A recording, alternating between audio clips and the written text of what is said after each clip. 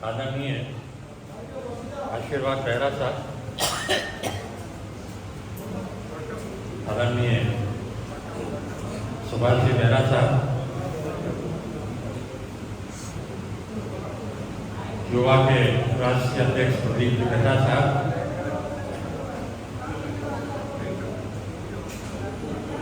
आदरणीय निहाल साहब,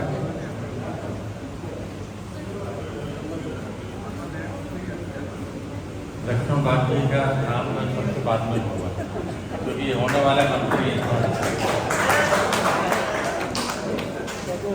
आदरणीय पीताम्बर दास जी साहब, प्रफुल्ल दास जी साहब, किरण जी और हम सब के लाडले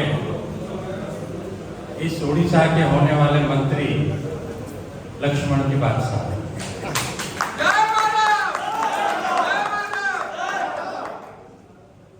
लक्ष्मण जी के नाम मैंने सबसे बाद में यूं लिया कि मैं 2-3-4 लाइन इनके बारे में बोल दूंगा। ये हमारे लिए, उड़ीसा के लिए ही नहीं है, पूरे देश के लिए फख्र की बात है कि एक मुख्यमंत्री को, पहली बात तो मुख्यमंत्री बहुत कम हारते हैं क्योंकि वो बहुत सेफ जगह से लगते हैं। फिर भी अगर कहीं हारे हैं तो वो इक्के दुक्के ही हैं। हिंदुस्तान में कोई 2-3 मुख्यमंत्री चुनाव हारे होंगे तो उनमें से एक को हराने वाले हमारे लक्ष्मण बाबू हैं। सवाल ये नहीं है कि किसी को हराना या किसी को जिताना, ये कोई महत्वपूर्ण नहीं होता है।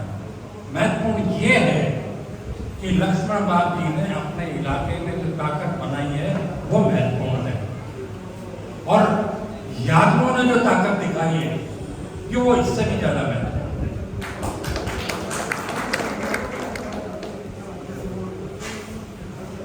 यहाँ मंच पर बैठे हुए सभी रामलाल हंस जी भी हैं, अमर नायक जी भी हैं, शहर के अध्यक्ष जी भी हैं और महानगर के अध्यक्ष जी भी हैं और नंदलाल जी भी हैं।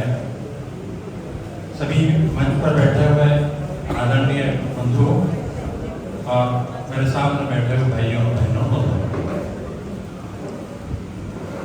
मैं सलूट करता हूँ उस कटक को कि आज इतनी शानदार कलश यात्रा आप लोगों ने निकाली कि मैं राष्ट्रीय संयोजक हूँ इस कलश यात्रा का, तो मैं 100 में से 200 नंबर देता हूँ। हालांकि अब तक बिहार में भी निकली, झारखंड में भी निकली, बंगाल में निकली, छत्तीसगढ़ में निकली, सब जगह बहुत ही शानदार आयोजन रहा। झारखंड में बहुत ही शानदार आयोजन रहा। खैर झारखंड में तो इसके पहले भी हर जिले में यात्रा पीताम्बर दास जी के द्वारा निकली थी, सब जगह बहुत ही शानदार रही।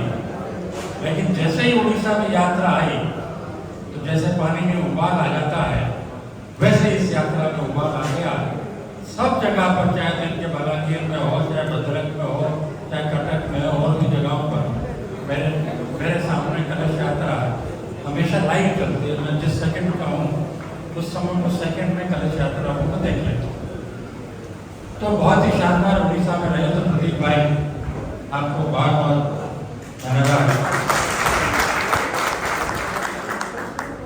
नंदलाल जी कहा है, उनको बहुत बहुत धन्यवाद। संयोजक है अमर नायक जी हैं और नंबरदार निहाल जी हैं, प्रफुल्ल भाई हैं, लक्ष्मण बाबू जी हैं, और सबसे बड़ा मैं धन्यवाद कहना चाहता हूँ आदरणीय आशीर्वाद बेहरा साहब को कि आज के प्राचीन युग में यादव महासभा यहाँ बहुत ही शानदार है। और आप ये देखिए कि इस उम्र में भी और इतना व्यस्त होने के बाद भी किस तरह से ये नौजवानों को अपने साथ रखते हैं, ये महत्वपूर्ण बात है। मैं आपको मित्रों, इस कलश यात्रा को निकालने का उद्देश्य है कि इस देश में सबसे ज्यादा आबादी आदमी की,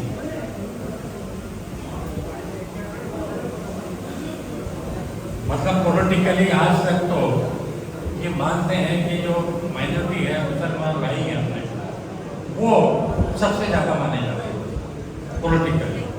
लेकिन चूंकि हम लोगों ने हमारी ताकत कभी नहीं दिखाई, हम बटे रहे। यहाँ उड़ीसा में ही 51 सरनेम हैं जातियों के, और यही नहीं है, ऐसी बात नहीं है, इतने ही सरनेम आपके 30-32 गुजरात में भी मिलेंगे, इतने ही आपके और जगहों पर मिलेंगे और मिलेंगे। तो हमको एकजुट होना पड़ेगा, क्योंकि हम सबसे बड़ी ताकत है इस देश की, और देश के यादवों को एकजुट करने के उद्देश्य से ही ये कलश यात्रा निकाली गई। अच्छा, अब ये कलश यात्रा निकालने की प्रेरणा कैसे मिली? पहले यादव महासभा ने हर स्टेट को एक कलश दिया था कि आप अपने यहाँ पे कलश यात्रा निकालें। उड़ीसा को भी दिया था, लेकिन कहीं भी कलश यात्रा सुचारू रूप से नहीं चली। केवल चली तो वो झारखंड में चली।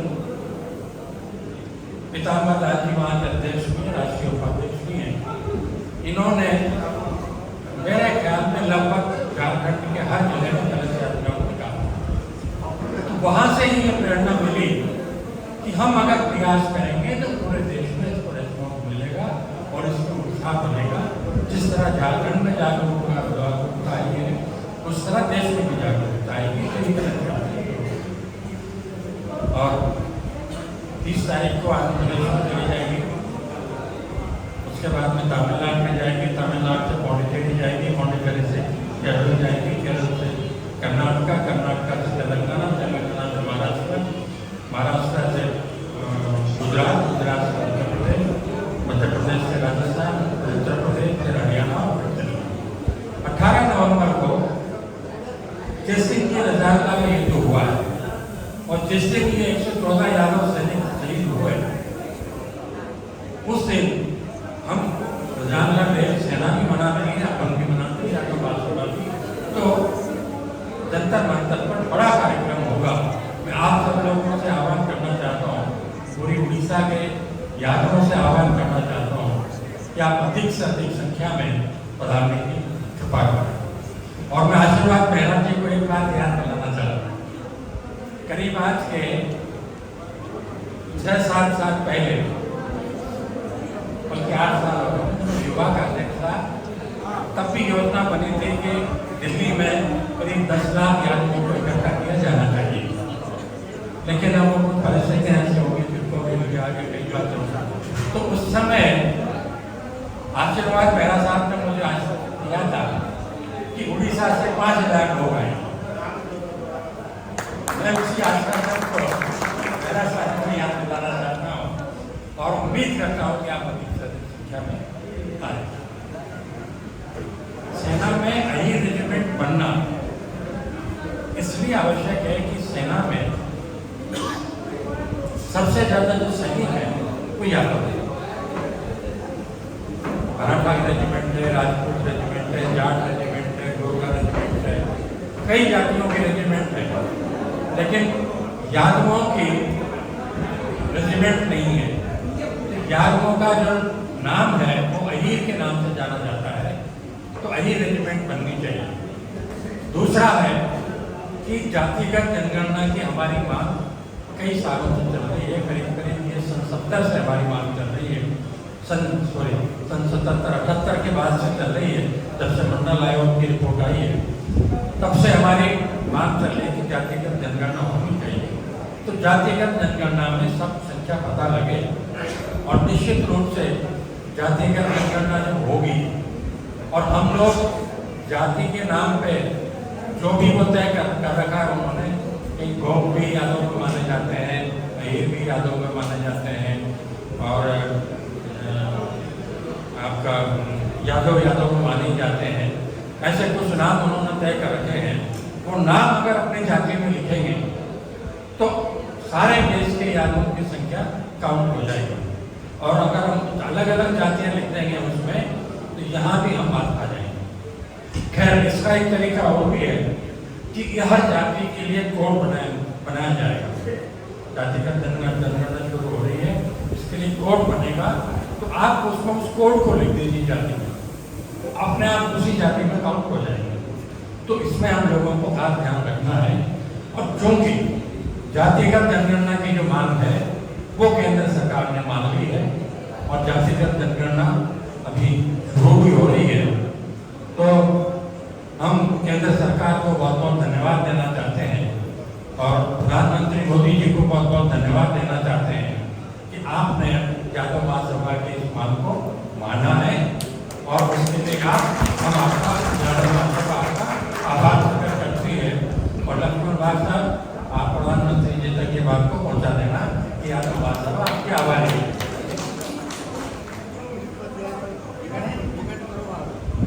अब इनके मंत्रिपद के लिए तो भूपेंद्र जी झगड़े हो गए। भूपेंद्र जी हमारे दोस्त हैं, पर इनके लिए झगड़े हो गए उनसे हमारे। बनाएंगे तो चिंता मत करो, मंत्री तो बनेंगे, ये तो पक्की बात, चाहे दिल्ली में कितनी लड़ाई लड़नी पड़ेगी। तो ये 3 बातों के लिए ये यात्रा निकल रही है। बहुत बहुत धन्यवाद मोदी साहब को। और मैं उम्मीद कर रहा हूँ कि देश में सब जगह, क्योंकि आपने एक जो मुकाम हासिल किया है उड़ीसा में आकर के, मुझे लगता है कि हर आदमी, हर स्टेट उस मुकाम को छूना चाहेगा और इसी तरह से शानदार यात्रा निकलेगी। ये प्रेरणा उड़ीसा से मिलेगी। बहुत बहुत धन्यवाद।